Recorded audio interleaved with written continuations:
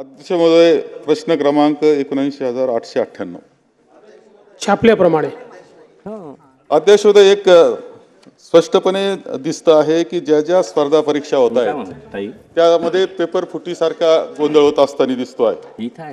मृद जलसंधारण मध्ये सुद्धा ते दिसलं आणि त्यामध्ये काही लोकांना अटक केली हे सांगण्यात आलेलं आहे. अध्यक्ष महोदय, यामध्ये दिसतंय का मध्यंतरी तलाठी संवर्गाची परीक्षा झाली आणि जे मार्क जे होते ते मार्क म्हणजे जितके मिळाले पाहिजे त्याच्यापेक्षा जास्त मार्क मिळत आहेत. अध्यक्ष महोदय, हे पूर्णपणे एक कॉन्स्पिरसी सारखं आणि मोठ्या पद्धतीने अनेक लोक त्यामध्ये सहभागी असलेले अशा प्रकारचं हे पेपर फुटीचं होतं आणि त्याच्यामधून कोट्यावधी रुपयाचा भ्रष्टाचार होतो अशा प्रकारचं चित्र आहे. यामध्ये सुद्धा जे सापडलं ते कुणीतरी सावरीकर नावाचा याला अटक झाली, त्यानंतर आणखी लोकांना अटक झाली. अध्यक्ष महोदय, ह्या सगळं सतत घडतंय आणि त्याचा परिणाम असा की एवढे लाखो युवक आहे की जे परीक्षा पूर्ण करण्याकरता अभ्यास करतात, परीक्षेला बसतात, सिन्सिअर ते असतात. अशा वेळेस त्यांना डावलून काही या पेपर फुटी असेल किंवा इतर मार्गानं पास होण्याची पद्धत मोठ्या प्रमाणावर वाढली. दुर्दैवानं नीटच्या माध्यमातून आपण पाहतो की देश पातळीला सुद्धा ते घडलेलं आहे. देश पातळीला घडते, राज्य पातळीला घडते. हे सगळे युवक जे आहेत, खरे मेहनती युवक आहेत, सिन्सिअर युवक आहेत, हुशार आहे, त्यांच्यावर प्रचंड अन्याय या पेपर फुटीमुळं आणि या सर्व जे आहेत गुन्हेगार यांच्यामुळे होतो आहे आणि सरकार त्यावर कठोर कारवाई काही करायला तयार नाही. अध्यक्ष महोदय, याच्यात बाबतीतला काय तुम्हाला नियम करायचा, कोणता आता नवीन क्रिमिनल ऍक्ट सुद्धा आला, कशात तसं बसवायचं, परंतु जो पेपर फुटीमध्ये असेल त्याला 10 वर्षाची सजा झालीच पाहिजे अशा पद्धतीचा निर्णय झाला पाहिजे. हे काय चाललंय नेमकं? आणि एकही परीक्षा एवढी जागा आपल्याकडे रिक्त आहे, लाखो जागा, लाखो पोस्ट आज रिक्त आहेत, लाखो विद्यार्थी, योग्य विद्यार्थी म्हणजे त्याकरता आहेत का जे ती परीक्षा देऊन पास होऊ शकतात. ती जागा तुम्हाला सुद्धा सरकार चालवणं अवघड आहे, इतक्या रिक्त जागा झालेल्या असताना त्या मुलांना सुद्धा संधी मिळत नाही आणि जी परीक्षा होते त्याच्यात घोटाळे होतात.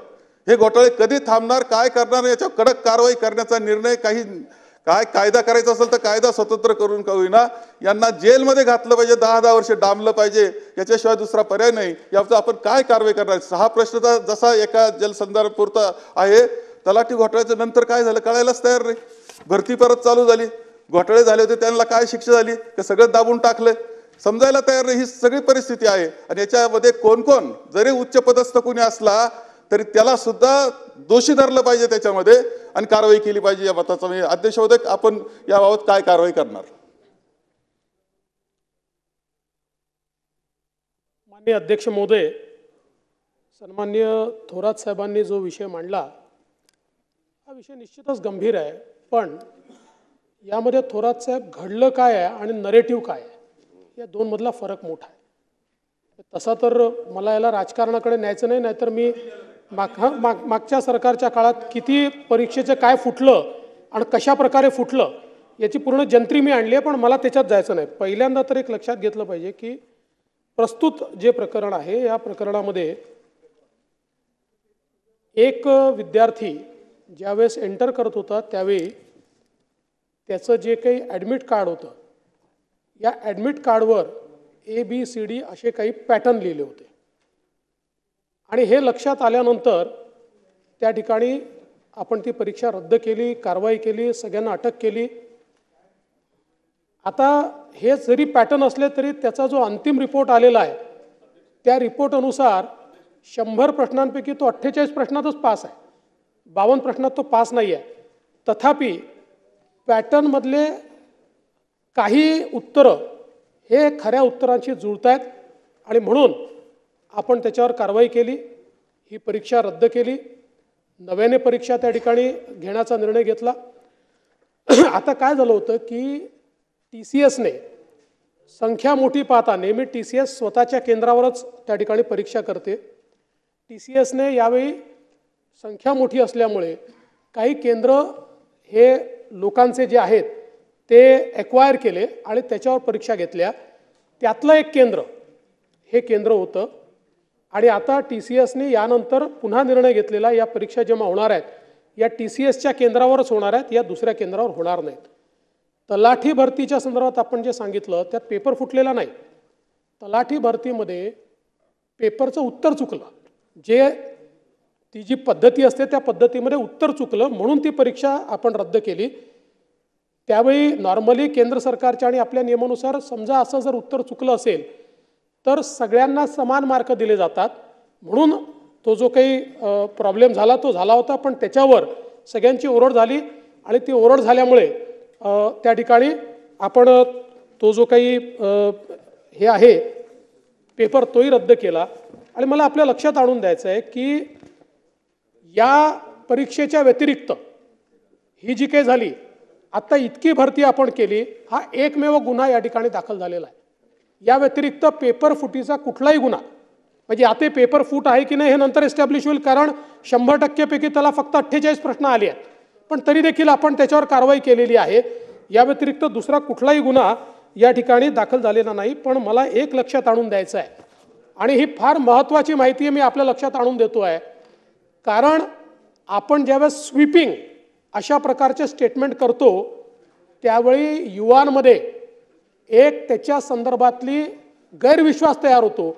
आणि म्हणून मला लक्षात आणून द्यायचं आहे की आत्तापर्यंत आपण घोषित केलं होतं 75,000 भरतींचं, आपण परीक्षा कंडक्ट केल्या आणि हे सरकार आल्यानंतर 57,452 नियुक्ती आदेश दिले। 57 म्हणजे परीक्षा कंडक्ट करून विथ नो डिफॉल्ट 57,452, आणि ज्यांची परीक्षाही पूर्ण झाली आहे, कागदपत्रही पूर्ण झालेले आहेत आणि त्यांना आता फक्त नियुक्तीपत्र द्यायचं आहे, असे 19,853 म्हणजे एकूण आत्ता ज्यांचं सगळं संपलेलं आहे आणि ज्यांना नियुक्तीपत्र मिळालं आहे किंवा मिळतं आहे याची संख्या 77,305 आहे। म्हणजे 75,000 नोकर भरती आपण घोषित केली, कुठल्याही घोटाळ्याविना घपल्याविना या ठिकाणी 77,305 लोकांना राज्य सरकारने नोकरी दिलेली आहे। हा आजपर्यंतचा रेकॉर्ड आहे। आणि एवढंच नाही तर आता अजून जी काही परीक्षेची कारवाई सुरू आहे ती 31,201 अशा प्रकारची आता त्या ठिकाणी कारवाई सुरू आहे।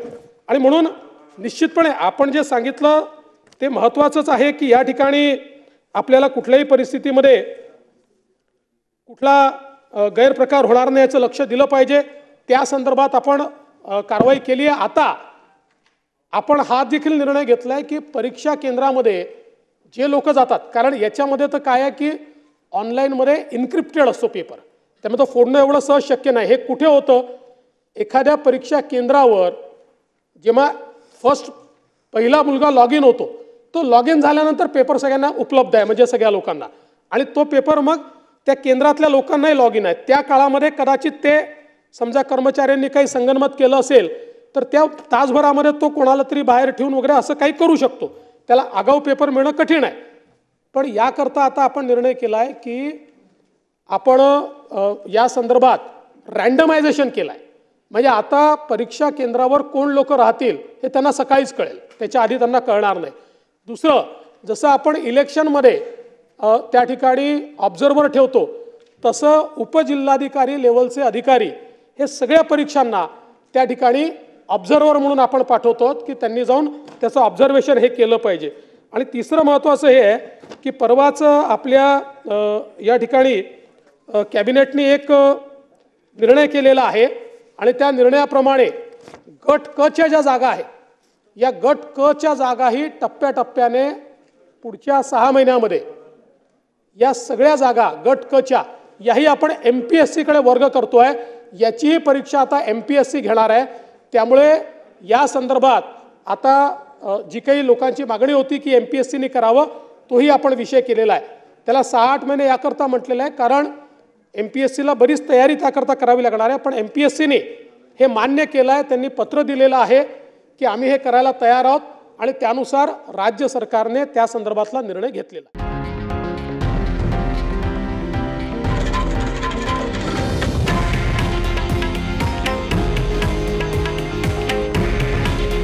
हे आहे देशातील नंबर 1 न्यूज नेटवर्क आणि आपण पाहत आहात TV9 मराठी। काळजी तुमची, हित महाराष्ट्राचं।